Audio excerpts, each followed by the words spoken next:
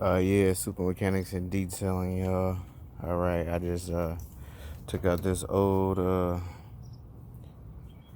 power steering pump. Here's the new one. You can see the difference. This one is, but anyway, this is a 2009 Ford Fusion. Show you a little breakdown right here. We're gonna come in here and get some good stuff right there. So yeah, got the creeper out.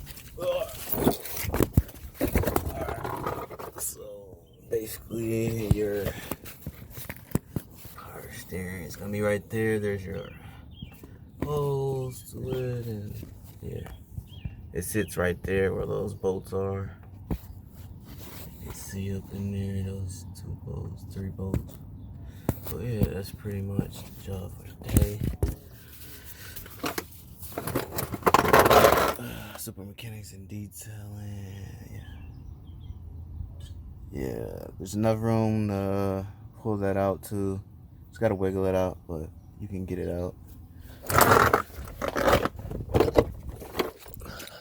But yeah, that's it for today. I'm about to install this baby in there. And yeah, original part right here, 2009. But yeah, thank you. Yes, sir. Y'all have a good day, man.